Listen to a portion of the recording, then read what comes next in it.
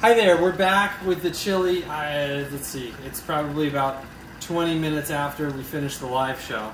So this chili's now been cooking, I think altogether a little more than an hour, maybe an hour and 15 minutes, something like that.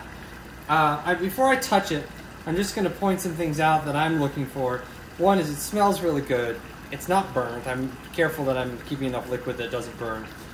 It's at like a medium heat level. You can see there's some little pooling of fat there. That's great. I was talking about before how the fat carries flavors in a different way than the water. And so we deliberately used a decent amount of oil. I think we used about a quarter cup at the start. And that's important to how this has been cooking and the flavors are developing. So that little shimmer of oil on the surface is a good thing. I'm happy I can see that there. So I'm going to reach into this now and come around. And what you can see now is that we're getting to a place where there's not as much liquid as we had before, which is good. The liquid that is there is getting a little thicker, which is also good. And so that two things are happening.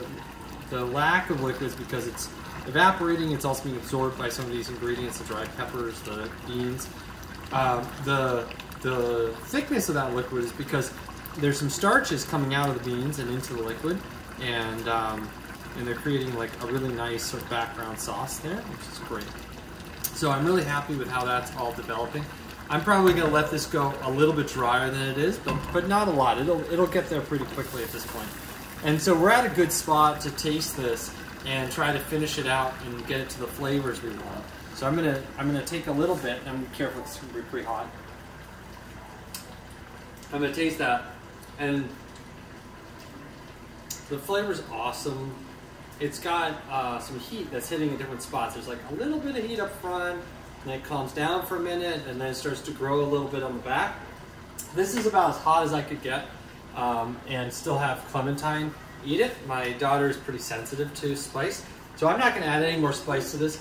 I would like it spicier, so what we're going to do is at the table we'll have a little bit of pepper to add to it to make the chili spicier. I like a pretty spicy chili, but Clementine likes things really mild, and this is already probably testing her limits. I'm going to take a little bit of salt, and I'm going to add that in. Probably I'm adding about half of a teaspoon of salt right now.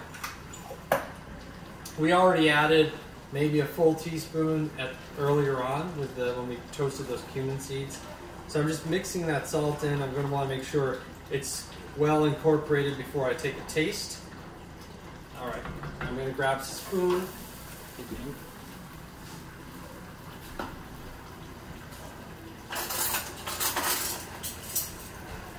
I'm going to grab a couple spoons here, and I'm going to dip one in there, have a taste. So the salt is bringing some more of the flavor. It still doesn't taste salty to me, which is good. I don't want to get too much salt. I'm going to add a little bit more in. But the flavor is like more pronounced than it was, which is really nice. I'm going to take a little bit of fresh ground pepper. I'm going to add that in. Now, I'm going to add a little bit of cinnamon in here. And one of the people watching the show was suggesting to me after that chocolate is really good in chili. I have never tried that, but that sounds really delicious. So I added a little bit of cinnamon. I don't want the chili to taste like cinnamon, but I would like to bring a little bit of that into the background to sort of broaden the overall flavors in there. This idea of like flavors that you can't distinctly pick out is like an interesting one in cooking. So it's like these sort of subterranean flavors. You put enough of them in there, they change how the dish tastes, but you're not tasting that thing itself in particular. It's tasting really yummy to me now. And I'm just trying to decide if it needs more salt or if it's like in a good place. I think it's perfect. It's really, really yummy.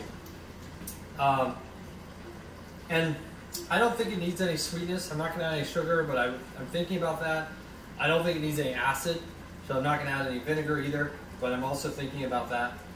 Last thing I'm going to do is, I've got two different kinds of beans here, and I just want to make sure these guys are cooked through. And if they're not, I'm gonna keep going. So you can see this one, it doesn't have any hardness. It's like consistent all the way through, but it still has a nice shape. So that bean's good. This one is a little more firm, but it's also cooked throughout. I think that second one was kidney bean. Not totally sure what the first one was. This this mix I'm using with the beans from Charlie Bear, this is his chili mix. It has a couple different beans in it. So as you're just making sure that it's at the place you want it to be, I would taste a few of those beans, especially the bigger ones, to make sure that they're cooked through. But I'm really happy with where this is ending up. Now you can see, even as we've been talking, as I've been talking here, this is already starting to dry out a little further. As I mix it, you can see it's hissing